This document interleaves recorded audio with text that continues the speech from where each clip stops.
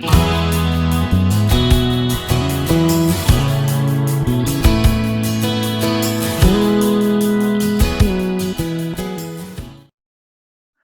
I'm Renee from Autism Services at the Multi Center. With schools closed, children have been spending more time playing on their own, and that includes using electronics. Now, computers, tablets, and online games can be great tools for teaching academic skills, but they're not as good at teaching play or social skills. So, if you want to teach some social play, or if you're just looking for something fun that your child and a brother or sister could do together, then this video is for you. I'm going to show you how to use visual structure to help your child learn to play the game memory. Games are fun and they can be a great way for kids with autism to play with others. The rules and structure can make games easier to understand than open ended play. And games teach turn taking, which is such an important social skill and often really hard to teach too. Part of the visual structure that we're going to use to teach the game comes from these picture instructions, which you can print from the handout section. Lots of kids catch on to this kind of visual instruction after just a few times of being prompted through them. So don't assume that they're too hard for your child, even if they look a little intimidating to you at first. If you're thinking that your child isn't ready to play memory, though, I'll also give you some ideas for using visual structure to teach easier kinds of turn taking. So stick around. Now, the game memory is all about finding matching pairs of cards. So to play, obviously, a child needs to be able to match identical pictures. If you're not sure about this, then try putting out some memory cards and having your child find pairs while they're face up. You can use prompting and reinforcement to show them what to do. Before your child's ready to use picture instructions, you want to know that your child understands and can follow a visual schedule. Now, that might be a daily schedule, but it might also be an IPAS or independent picture activity schedule or some other kind of visual instructions. Like I'm thinking about the plans that are used to show you how to build something out of Lego. Those are visual instructions too. Also, make sure that you know how to play memory so that you can confidently show your child. You might need a refresher. I did. And you'll need to print the memory game visual instructions in the handouts so that you can follow along and help your child to use them, obviously. You can use a store-bought memory game or you can make one yourself. You're going to need at least 3 or 4 pairs of matching cards. You can increase the number of cards that you play with later, but keep the game small at first. Now, the small box or container, that's the second piece of visual structure, and that just shows where the matching pairs should go. I just use the lid to my game box. And as always, you'll need some treats for pairing and reinforcing. If it's just your child and you right now, it's certainly not impossible to play and prompt your child at the same time, but you will find it easier if you can just focus on prompting. It's especially hard to take your own turn and prompt your child to wait at the same time. Now, if you've watched any of the previous structured teaching at home videos, you probably already have a sense of how to pair a new activity with some known reinforcers, and that increases your child's enjoyment and cooperation. Now, I think this is especially true with play skills, because the whole point of them is to have fun. When I was a kid, games night was the only time that we ever got chips and pop, and that made me look forward to that night even more. I also remember it was a happy time, and everyone was always in a good mood. Now, treats in a positive atmosphere make for really good pairing, and that probably has something to do with why I love board games and card games even today. If your child's never played memory before, you might want to let them take a few minutes to explore the game pieces first. Let them see that they're pairs. If your child's really hands-on and touching everything, this process is really going to ease their curiosity before you begin to play, and the teaching will go easier. Just like teaching any other skill, you're going to start with prompting using hand-over-hand guidance, directing your child to do the things they don't know how to do yet, and reducing your prompt level as your child seems to be catching on. You might move from full physical guidance down to partial physical, where you're only helping a little bit, and you're feeling for your child to put that little bit of extra effort in. And at that point, you might back off to only using a gestural prompt, like a point to the next step on the instruction sheet. You're always going to be staying really close and attentive so that you can jump back in with prompting as soon as you need to. And that would be a prompt back to the instruction sheet in most cases, unless you really need to go back to a physical prompt. And just like with any other skill, you'll reinforce. But when we're teaching games and play skills, we really hope that the play itself and our praise is going to be all the reinforcement that's needed, along with any treats that you have out for pairing, of course, like my family's pop and chips. So let's have a look at those instructions. Here they are. And for a simple game like memory, the instructions look pretty complicated, huh? So let's break them down a little. There are actually three parts. The green part on the left is your child's turn. That's where you start and you follow the instructions from the top down. The trickiest part is the part where you have to choose whether your cards are the same or different and then continue down from that place. It's actually not that big a problem for as many children as you might think, though, because kids who've learned to do matching tasks, they already know that they want a match and that things are probably going to move on differently depending on whether they got one or not. So the tricky part usually ends up being stopping your child from flipping more cards to find that match. And you're probably going to find yourself doing some prompting there. The steps in red, of course, are the other player's turn. And while this is happening, your child's job is to watch the cards and keep their hands off. You're probably already thinking that this will take some prompting too. And it's probably true. Just try and get through it as quickly as possible so that your child can play again, and eventually it gets easier. Now, those bottom two steps, that's the end of the game where someone wins. For most kids, this is the point of the game, but some kids aren't ready for counting up their matches or for the idea of winning even.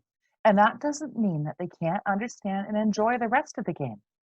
You can just cut off these bottom two steps and teach that when all the cards are gone, the game's over. And that's going to be just fine. If your child really likes and takes to this game, though, you should probably teach these steps at some point because other kids that they might play with in the future, they probably are going to expect the game to have a winner. So a couple of things are different because you're using visual instructions. You're using hand-over-hand guidance, but after each step, you guide your child to touch the step in the instructions and then do what the instructions said. One way to do this that I find works really well with kids whose hands are really busy is to prompt from behind the child using both hands on both the child's hands. And that has the added bonus that you could leave the child's hands on the instruction sheet at all times so they don't lose their spot. Now, the other difference using visual instructions is that you can also prompt verbally at first to help your child understand what the instructions are saying. I suggest reading the printed words as you prompt the child to touch the instruction step. You can change the wording so that it makes more sense for your child, like maybe shortening phrases to single words for a child who struggles with language. If your child is catching on to playing the game, just let them continue playing. You don't have to prompt them to use the instructions, of course. But if they're getting mixed up and you have to step in and prompt, the first thing you want to do is prompt them to touch the right step in the instructions because that gets them back on track. And they're learning that they can rely on those instructions to get themselves back on track in the future. And then after that, if you need to, you can go ahead and prompt the action. Now, that very first instruction, don't skip it. That's the one that says, my turn. Have your child touch it too, and you read it out loud. And you can even encourage your child to repeat it if they can, because that'll emphasize the idea of turn taking in their mind. And it can even help with learning the pronouns my and your, my and your. It's a nice bonus, huh? So that was a lot of information. Let me show you how it might look when you put it all together. Troy has come back to be my helper again in this video, and so has another family member who has a little less comfort with being on camera. And here we go.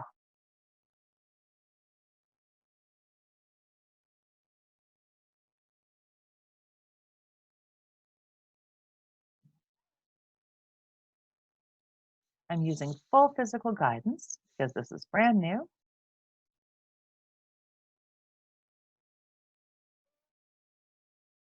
Oh, a bit of a letdown. They're different.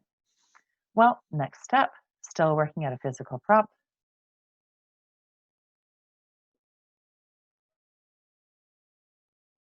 And I'm waiting, I'm ready to jump in and block if Troy were to reach out and flip another card, but he's not, so I'm relaxing a little bit at this point. And it's his turn again.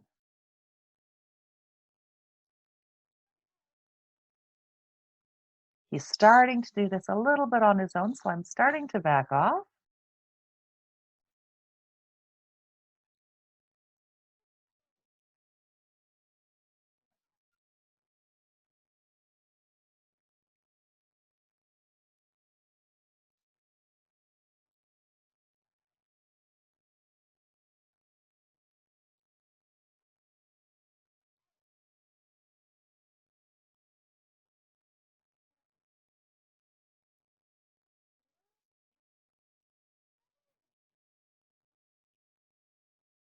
starting to be much more independent, so I'm backing off my prompting even further.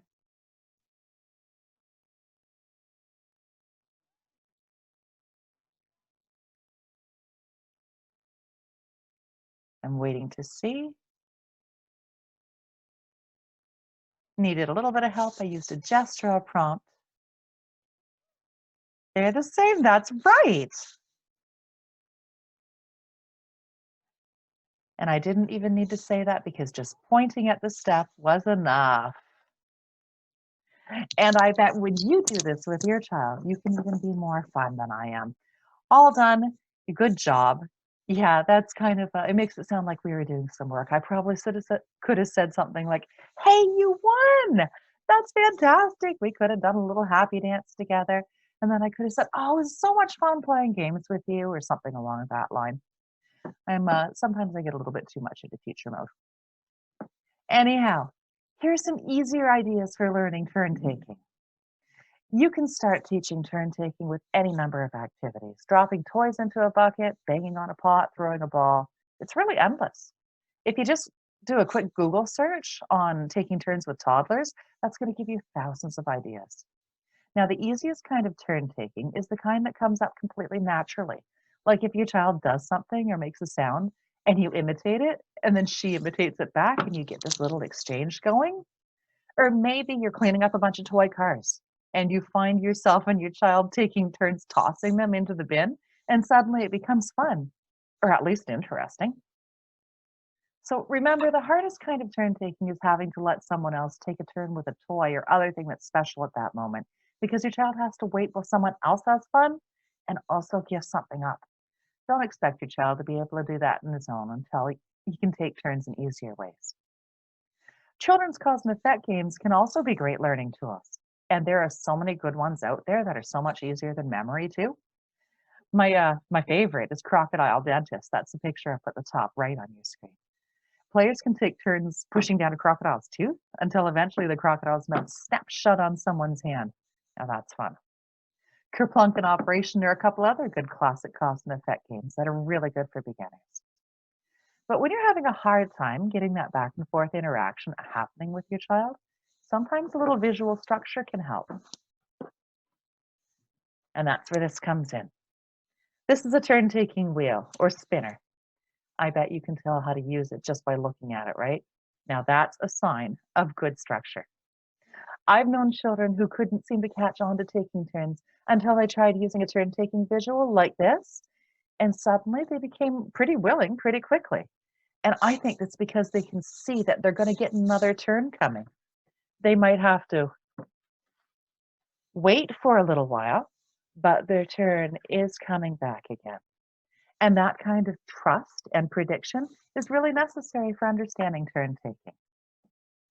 Now, there is a turn taking wheel handout that's posted along with this video.